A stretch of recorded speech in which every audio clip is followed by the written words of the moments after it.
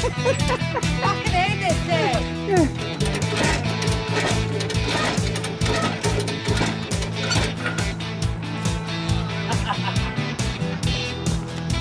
I win.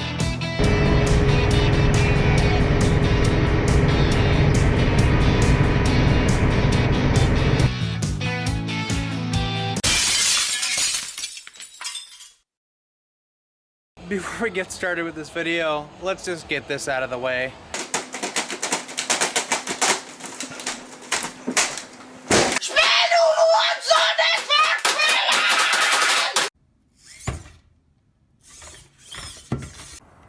Alright, so Adam's over. We're finally getting ready to install installing the extended cab side step running boards on a crew cab truck. But now the crew cab steps. Yeah. Well, why would you do that? Well, it reaches to the back door. That's all we need. Yeah, it reaches right to where your feet need to be to get in. So I did find a set at the junkyard that were for a crew cab, but you know how they like to crush valuable parts. It's kind of like these bags. There's a smash bag of assholes. Yeah. So there's actually some existing holes already in the this rail up here, and so I'm just drilling them out to 1/2 inch, or not 1/2 inch, 5/8, because I have. What size is it? 3/8. Sorry. Draw the 3/8, which is just a hair oversized. And these steps were free, by the way. Oh yeah, they were free. They were donated. And he needs them because you haul your family around in this. Yes. So yeah. So I'm using, these are actually header collector bolts. Well, now they're step bolts. They're going to be used for the step bolts. These are thicker than the other ones that the steps came with. So yeah, I'm just making new holes. I mean, you can't see. If you really wanted to see the bolts, you have to look up under there. These nuts. Yeah. So I think I got one more I got to drill out. Oh, yeah. I was trying to find some. So we're going to use self-tapping in the front here for the splash guard that's on these steps. We're going to use this longer one here, but we're going to go with the shorter one on the top because we believe it might go through the fender. Yeah. Which we happen to have. There's expendable. There's a big gap in between the lip there, so they would be okay. Yeah, these are much shorter, so I think these will work better. Yeah, those will be fine. I think there's also there's a better set in here. Is there? Look at. I think these might be too short. I think they might be just enough. Too short, I think. Now look, this one's just enough. Yeah, but that's the only part that's going to go through your thingy. Well, actually, hang on. I don't want to let my eyes deceive me because this has to be pressed up against there. Yeah, and you press it against your. Oh, that smaller one. I think that one. Where did it go? You just shot it. Yeah, I kind of want to find that, but. Oops.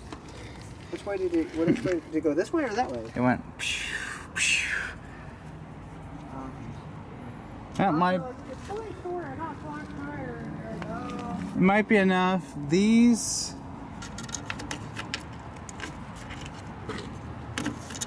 might work actually. I think I feel better with those. They're a little bit longer. I don't want too short of a bolt going in there and then catching one thread and then pulling out and stripping the metal. And then you have to go to a big carriage bolt to get it to fit. Well, let's test the step. You're like, no. Yeah, shit rips it right off the frame. So let me show you guys what we're kind of looking at mounting this. They're pretty easy to mount up. It's like once you get this, see, these are the original holes. I bored them out to fit, but yeah, I just ended up making new ones to use the holes already in the thing. If you can make less holes in your body and frame, giggity, I think you're better off. But so it mounts here. I'm using blue Loctite on these. Mounts here, and there's gonna be one more back there. And then we're held up here as well.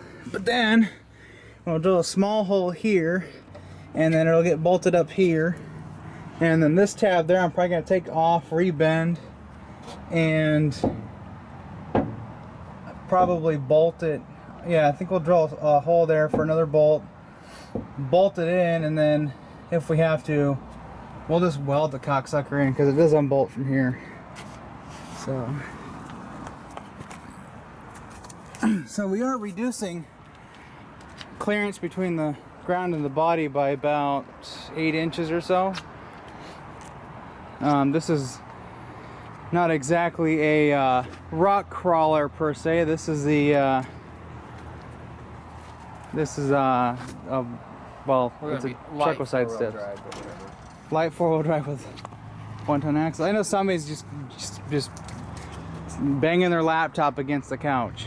God damn it! And throwing out the window. Should have put rock sliders on it. Rock sliding. They should have put rock wells under it, not that stupid 1-ton stuff. You're like, oh god, are we at this level now? You want to show them the motor valves? Oh yeah. So this engine has broke. It's kind of hard to see down there, but it exploded the passenger side mount, and it exploded again. I can't. There's stuff in the way, and the camera's like, nope. This side is exploded too. So we gotta figure something out. We're gonna have to replace those again with the same ones until we find a more permanent solution. I'm thinking just the big Dodge mounts, factory Dodge motor, the round ones with the big thing, and let's make new plates for the frame. Yeah. I think those will be fine, and I'm kind of turned off by the polyurethane because you just feel every vibration of the engine. I wouldn't want to feel I don't want to feel the motor. Yeah. So. Well, the shock absorber is a really good idea too. Yeah, we'll probably put a shock absorber on it right about here. Some cars have, for manual cars, they put a shock absorber somewhere on the engine, and it absorbs some of the or dampens some of the torquing that the motor puts out. We're going to get a different dampener for this. Yeah, and then, we are going to get I'm going to get one too, but we're both going to get harmonic balancers for down there. And after doing some research, we want to stay away from the factory ones. Try to, but I might. Because the cast iron thing at RPM explodes. So $500, here we come. Yeah, and then it'd already have a tack thing on it, and then we can have tachometer. It does? I think some of them do. They'll come with a thing on it, and then you just buy the tack kit that goes with it, and then you just hook up your thing, and then you got a tack. That'd be nice. So that's something later on the road, probably next year. We'll both end up doing that, since I won't be doing a solid axle swap and spending thousands of dollars on doing that. Alright, so I'm going to finish installing these steps, and we'll get back at you here in a moment. Fan clutch off of there. You better take the fan. Yeah, his fan, for whatever reason, stays on full blast, even when it's cold, and his engine won't warm up at all. So I'm going to take that off. And also keep in mind, we actually haven't even replaced the thermostat in that.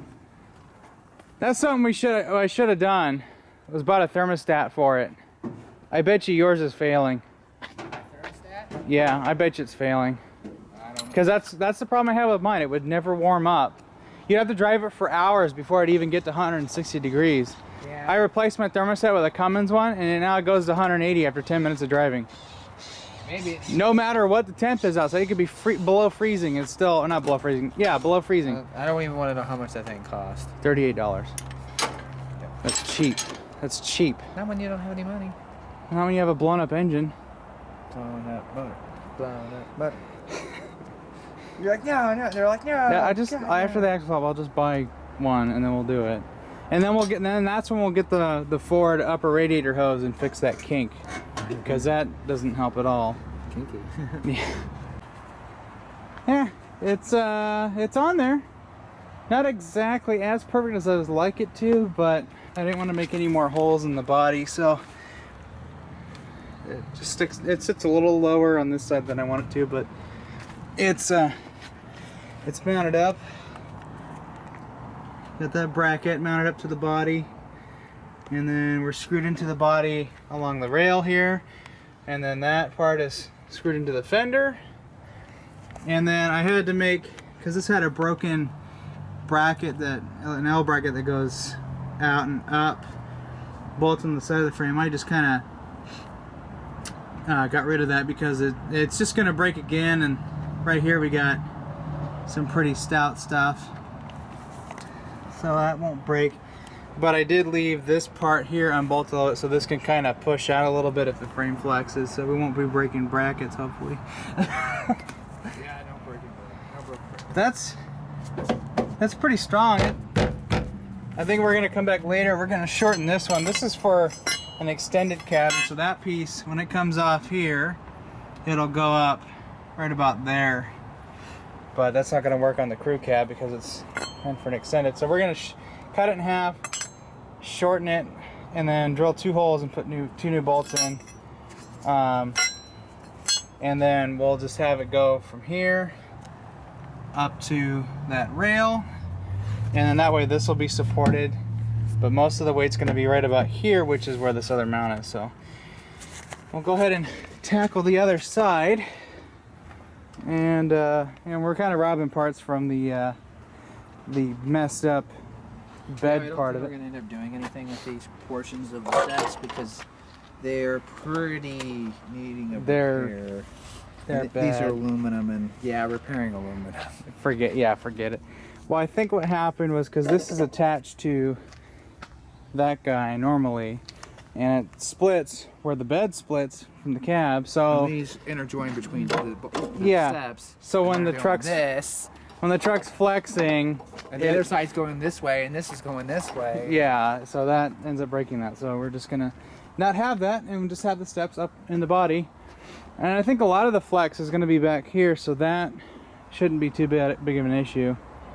This also, I think, has it's got a much thicker frame than a 250, I think. I'm not too sure, but I do know she'll flex real good. and at an alarming amount. Yeah, like when I went over that rock and the whole axle was flexing, or everything but the springs were flexing. Yeah, the bed was flexed out, and then. Or the bed was almost level, and then the cab was tilt-a-whirl. You're like, what's going on here? Yeah, that's the only thing I like about our trucks of the older generation is that they're just too flexy. But what you gonna do?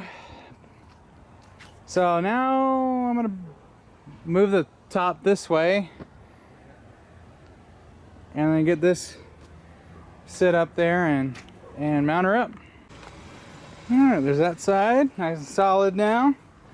And then we've got this side it went a little bit better because we had our process down from the last side. So the other side, when I get it time, I'm just gonna fix. I just need to bring the front up a little bit higher, so I'm gonna just notch it and it'll be fine.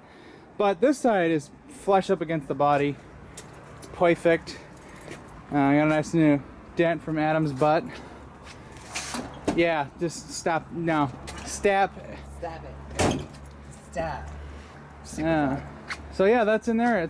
She's Loctited and got some heavy duty bolts in there. We'll come back later and put brackets on the end here. That'll do. So now we just gotta clean up our tools and that's it. So we just thought we'd get this hate-filled video out because we haven't done one on a truck, and if that cracks, we're taking this all off.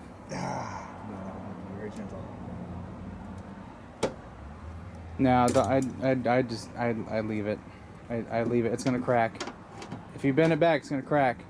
I swear to God, it'll crack. Please, no. No, just leave it. Just leave it. So now we just got to get those running lights and put those in there. But if we do find the actual crew cab ones that aren't fucked up, then we'll put those on. Yeah. But these are free, so thanks, Scott. Can't say no to free. Thank you, Scott. They're made in America with flimsy brackets. Our hardware's better. Yeah, and it was some Home Depot angle iron. We just went straight across. The brackets before that came up like this, they broke at the bolt hole, so we'll see how that holds up. Bolted that up in there, and then she's I ran out of bolts, so I'll put one other one in there later, but we're in for the most part. It's pretty solid. Yeah, it barely flexes when I get on it. I'm about 250, so. All right, well, that's it. So the only other big thing that's really messed up on this is we got front end stuff to do. We still have the Dana 60 we have to go through. We have to replace the motor mounts. He broke both sides as I showed you earlier. And then we got brake stuff to do. Anyways, I think that's gonna be it for now. We're gonna wrap this pig up.